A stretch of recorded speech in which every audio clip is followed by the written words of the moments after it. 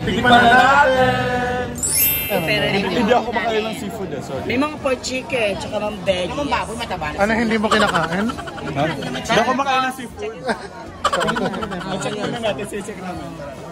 At ngayon nga po ay pupunta tayo sa isang restaurant dito sa Ugbo, Tondo, Manila. Makikita natin sa gawin na to ang daming naglalakad. Try na natin! Sige, sa taas na lang sir. Thank you. Makikita nga po natin na una nating pinuntahan ang mga seafoods na ito. Katambok naman ang lobster na ito.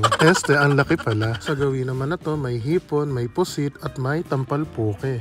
At habang papasok nga kami sa restaurant na ito, makikita rin natin ang mga iba't ibang uri pa ng seafoods. Dito sa gilid may crab and may tulya.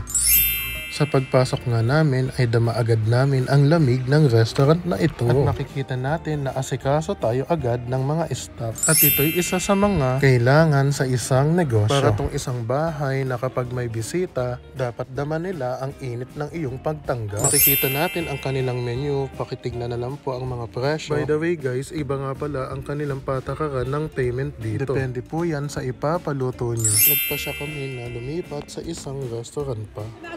Ano rice tayo na taas sir? Georgina daw. Georgina. Pagkalipat namin sa restaurant na ito ay lumipat ulit kami sa isang upuan pa. Ang sabi nila ay maganda daw ang view doon.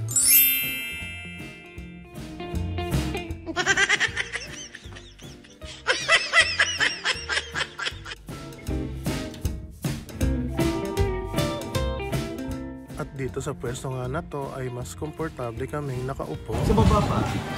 Kuya. Ikaw talaga yung pinili. Ano yung best seller? Best seller? Ano? Gago. Binibidyo ano. Hindi pa paliwanag nga ni Kuya yung ano. Yung...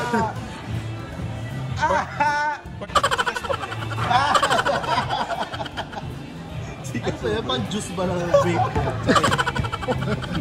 Gcash mo ba? Gcash mo yan ang... At namumutla na nga po ang ating tagakuha ng order. Okay lang ang maganda ito. Kanina mo naman maganda eh. Para nag-interview, no? Wala sa Ano? lagay mo number. At ito nga po ang kanilang menu na hindi kita sa video ang mga presyo. Ba't ba ko binibidyohan? Ikaw yung ano dito, may artista.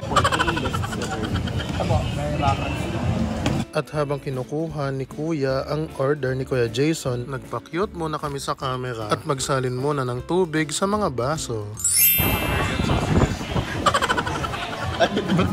Ba't natuto?